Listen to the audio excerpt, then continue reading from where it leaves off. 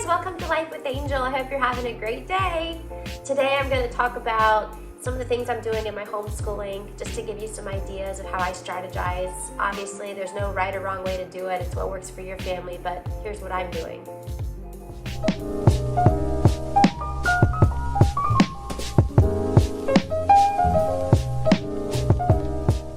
So a little background, I started homeschooling my kids, or the boys I should say, when they were about 2 3/4, and it was very low-key, very laid back. I think it was 2 days a week for 1 hour each of those days at the most.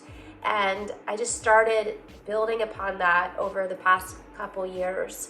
So I started with little baby steps, and it was just for fun, just to introduce them to the concept that learning is fun. We would call it learning time at first. And we worked on just basic letters and numbers. To be honest, I don't remember what all we worked on because it was a while ago. But my big thing is I want learning to be fun, and I don't want it to feel overwhelming. So that's a little tidbit. Right now, my boys just turned 5. So if they were in a public school system, they would not be eligible for kindergarten yet.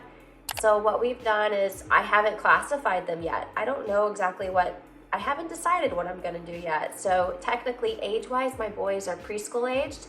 As far as their learning skills, I would say they're more advanced than that, but I'm not sure exactly where they would be labeled. But today is their first day in a co-op. We live in Atlanta area, and there's a co-op ministry called Timothy Ministry. It meets at the First Baptist Church of Woodstock if you live in the area and you want to check it out. But my kids are in elective classes from 9 to 12 today, so that's once a week, and you have to be 5 in order to be eligible. But we're real excited. I'm real excited to see how that goes and to see how my kids like it. But I think it'll be a cool way to give them some social interaction, some extracurricular learning skills, and still have the benefits of homeschooling.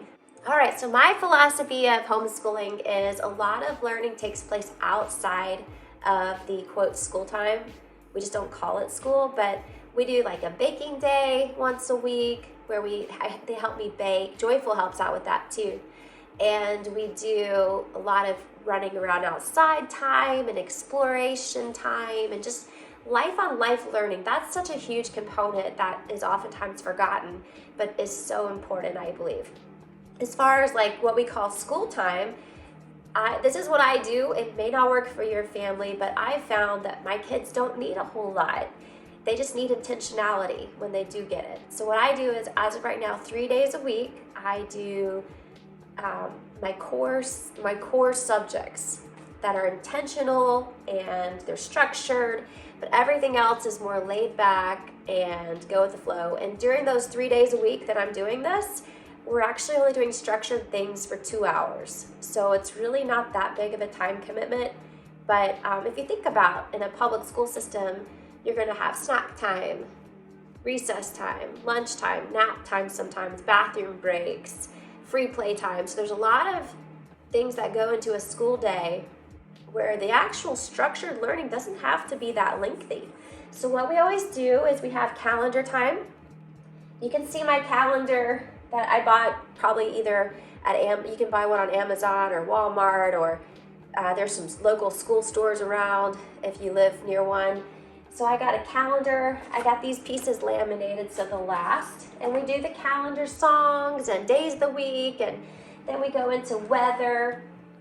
This is something that I've always loved teaching, is the basic calendar time. The kids love it. It's teaching them lots of basic skills and just more of an awareness of what's going on around them and how they fit into time and space.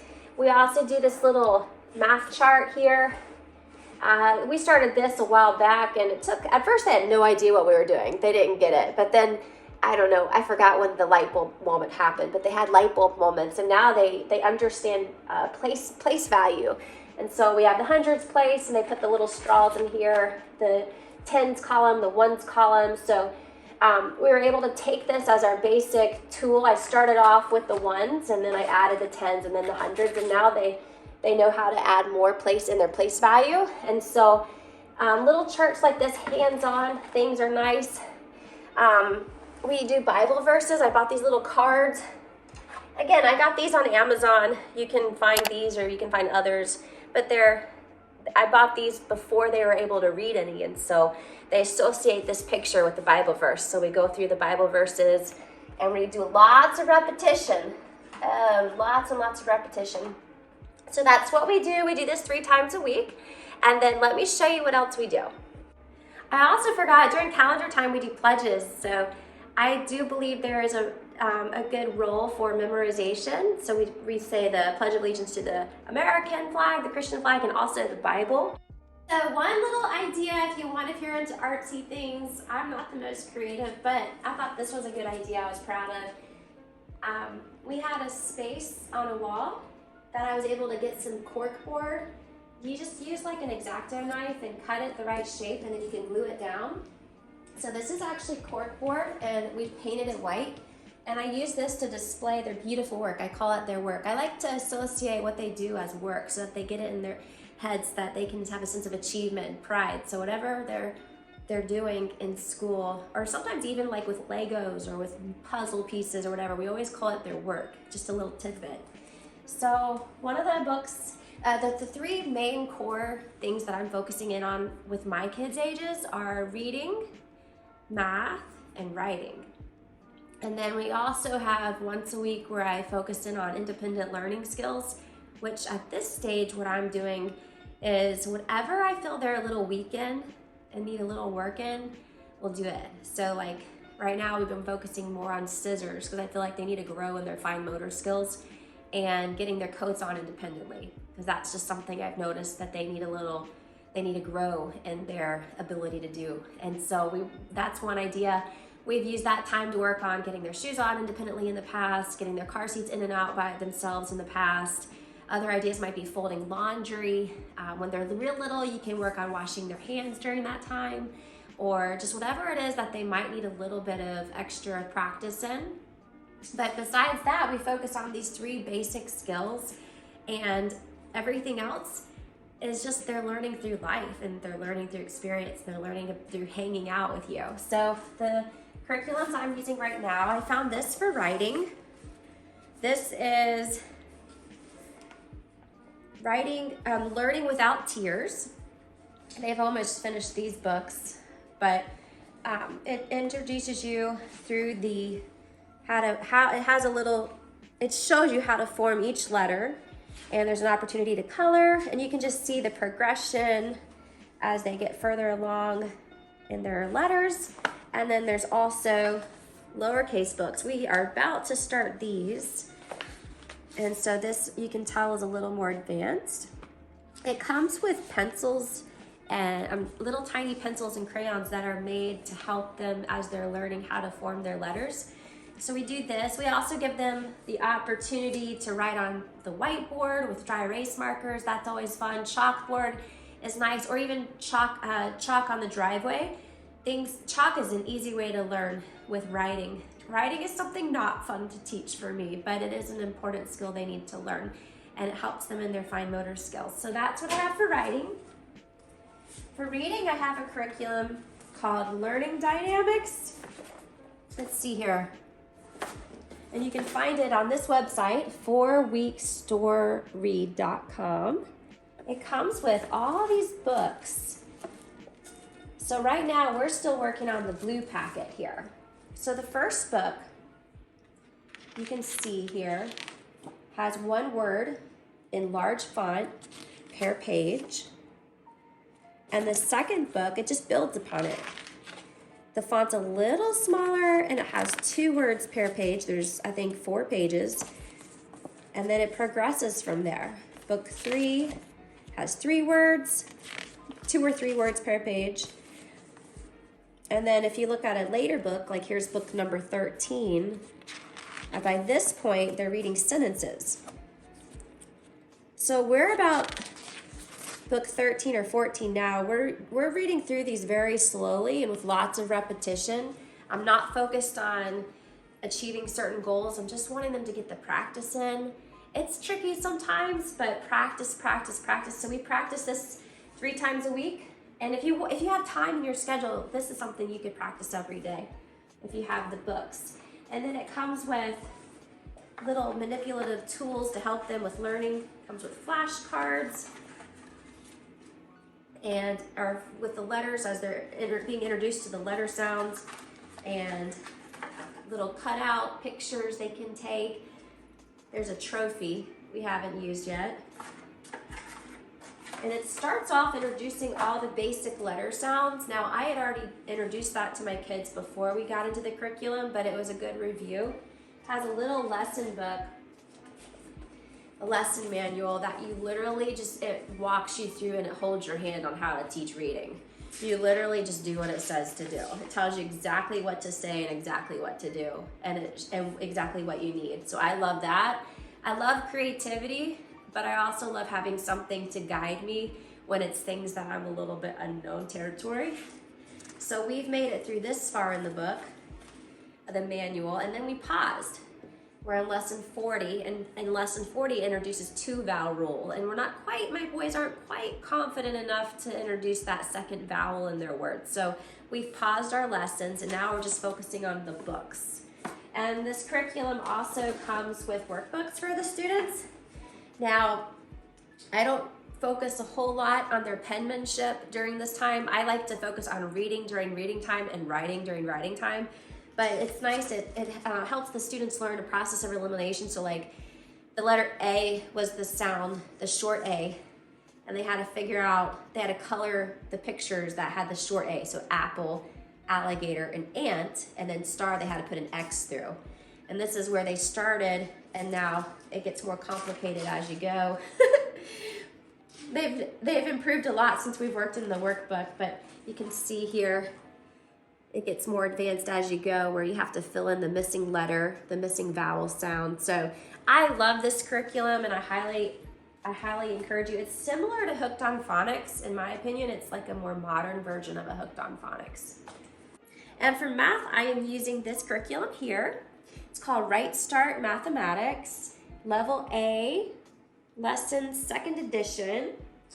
And I bought the big packet. It came with the lesson planning book, this book called Yellow is the Sun, a CD, some math card games, workbooks, and then a whole lot of learning manipulatives. So everything I need for teaching math was in the kit.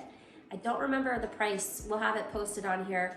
I think it was a little bit more expensive. I think it was about $150, but I'll have to double check. But this will last them for at least 2 years of math, and it has everything comprehensive that I need. So with this one, it's not a traditional math. I like how they introduce concepts in a way that helps kids not only memorize facts, but start building upon concepts and understanding the whys behind things. And it's been cool. It's been really cool to see their light bulbs going off and their real life application of skills they're learning. That's my favorite. So in this book, I'm taking my time again. It's no rush. We are doing great. Like, for me, school is more about learning, life, experience, and just helping them become who they're made to be, more than keeping up with a certain schedule. That's how I view learning. As long as you're not lagging behind too much. Obviously, we don't want them lagging behind too much. But I think every child, like for instance, I've noticed Joshua gravitates towards the math a lot. That's his strength. And David tends to gravitate more towards hands-on learning.